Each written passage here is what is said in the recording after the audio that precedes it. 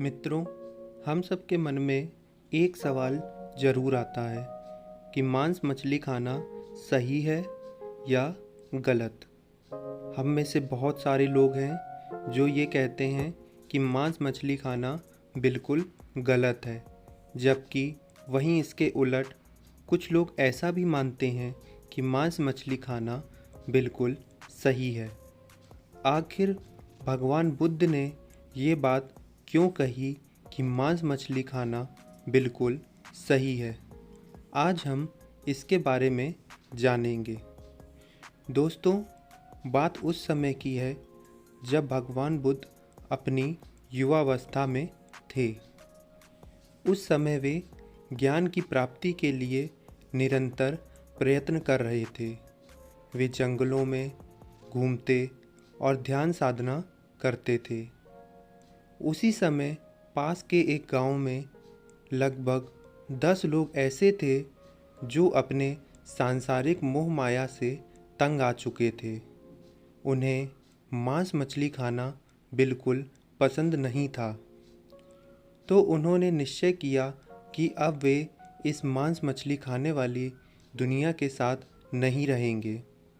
वे अब अपना सारा जीवन दूर पर्वत की चोटियों में व्यतीत करेंगे, वहीं अपना ध्यान लगाएंगे और उस पर्वत पर उन्हें जो भी कुछ खाने पीने को मिलेगा वे उसको खाएंगे। इसी का पालन करते हुए वे सभी 10 लोग पर्वत की ओर चले गए और सांसारिक मोह माया को त्याग कर ऋषि मुनि बन गए। कुछ दिन तपस्या साधना करने के बाद जब वे खाने पीने की वस्तुएं ढूंढते तो वहां पर उन्हें केवल सादा प्रकार के फल, फूल आदि भोजन मिलता, लेकिन उनका उससे पेट नहीं भरता। उन्हें तो नमक युक्त और मसालेदार खाना खाने की आदत थी। तो उन्होंने निर्णय किया कि वे पुनः पर्वत के समीप के गांव में फिर से जाएंगे और जब उनका शरीर पुनः तंदुरुस्त हो जाएगा तो वे वापस आकर पर्वत में साधना करेंगे।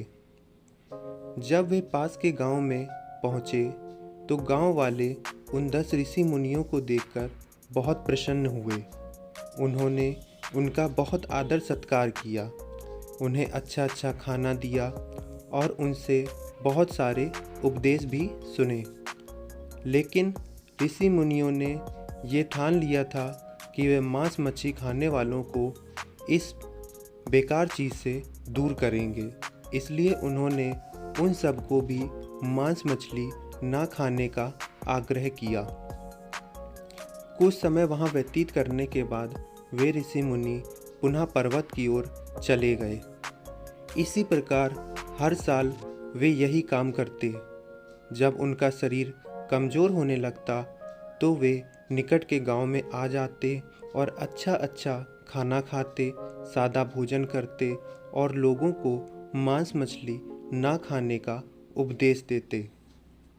इसी तरह लगभग 3-4 साल बीत गए। तभी वहाँ गौतम बुद्ध आए। उन्होंने वहाँ के लोगों को बहुत सारे उपदेश दिए और अच्छी ज्ञान की बातें बताई।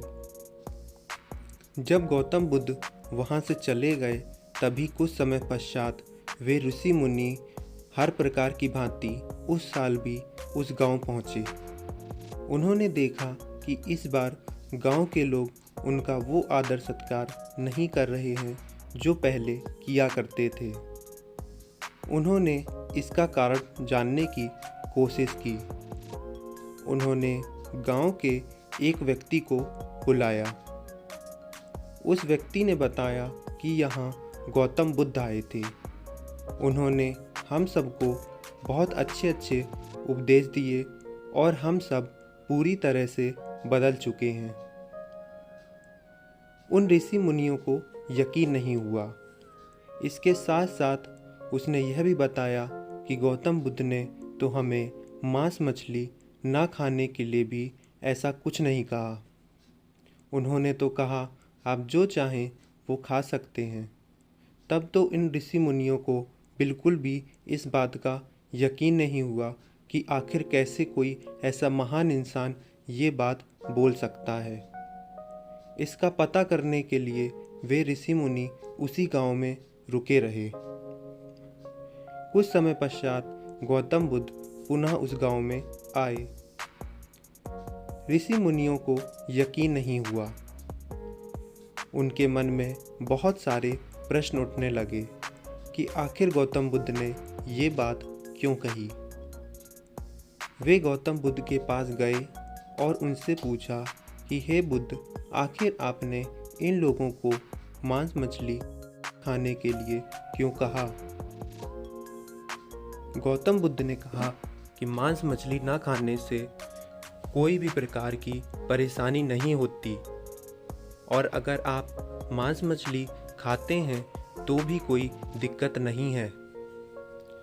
उन ऋषि मुनियों ने कहा, नहीं प्रभु, मांस मछली खाना हमारी दृष्टि में बिल्कुल अनुचित है। गौतम बुद्ध ने कहा कि मांस मछली खाना पाप नहीं है। पाप तो वह है जब हम किसी के साथ छल करते हैं, कपट करते हैं, किसी को धोखा देते हैं, किसी को क्षति पहुंचाते हैं, किसी को मारते हैं। ये सब पाप है, ना कि मांस मछली खाना। तभी बुद्ध ने उपदेश देते हुए एक बात और बोली कि हमें 3 प्रकार के मांस मछली का सेवन कभी नहीं करना चाहिए। पहला वह, जब कोई जानवर आपको पता चले कि आपके खाने के लिए काटा गया है और वह जानने के बाद भी आप उस जानवर का मांस खा लेते हैं, तो यह पाप है। दूसरा वह, जब आपको सुनने को मिले कि यह जानवर खास तौर पर आपके खाने के लिए काटा गया है। मतलब जब किसी के घर जाएं और आपको सुनने को मिले कि आपके खाने में परोसने के लिए यह मांस मुख्य रूप से मंगाया गया है और इसकी हत्या की गई है, तो ऐसा मांस भी कभी नहीं खाना चाहिए। यह हमारे धर्म में पाप के समान है। तीसरा मांस हमें वह नहीं खाना चाहिए जब हमें यह पता चले कि यह मांस मुख्य रूप से आपके परोसने के लिए कहीं दूर से मंगवाकर उस बेदर्द हत्या करके मंगवाया गया है और पुनः कुछ समय पश्चात आपको काट कर दिया जाएगा, तो ऐसा मांस भी हमें नहीं खाना चाहिए। तो उन ऋषि मुनियों ने पूछा कि अगर हम इन 3 तरह के मांस का सेवन नहीं करेंगे तो फिर बचता ही क्या है। तब इंसान किस प्रकार के मांस का सेवन कर सकता है। तो गौतम बुद्ध ने कहा कि मनुष्य ऐसे मांस का सेवन कर सकता है जब उसे यह पता चले जो मांस उसके खाने में परोसा गया है वह उसके लिए नहीं कटवाया गया, या उस जीव की हत्या उस मनुष्य के खाने के लिए नहीं की गई है। इसके अतिरिक्त जब वह कहीं दावत पर जाए और उसे मांस परोसा जाए और उसे यह पता चले कि यह मांस उसके खाने के लिए मुख्य रूप से नहीं कटवाया गया है। इसके अतिरिक्त जब मनुष्य किसी मांस को अपने सामने कटता हुआ ना देखे, या फिर कटवाने वाला या परोसने वाला यह कह दे कि यह मांस तो वह उसके लिए लाया ही नहीं था, तो इस प्रकार का मांस मनुष्य के खाने में पाप नहीं माना गया है। इसके अतिरिक्त भगवान बुद्ध कहते हैं कि किसी भी मनुष्य को दान में मांस का दान करना बिल्कुल भी उचित नहीं है। यह मुख्य रूप से पाप माना गया है। इसके अतिरिक्त बाजार में जो लोग मांस मछली का बेचना या फिर सेवन करते हैं वो भी मुख्य रूप से पाप ही माना गया है, क्योंकि आप किसी जीव की हत्या किसी को दान देने के लिए नहीं कर सकते।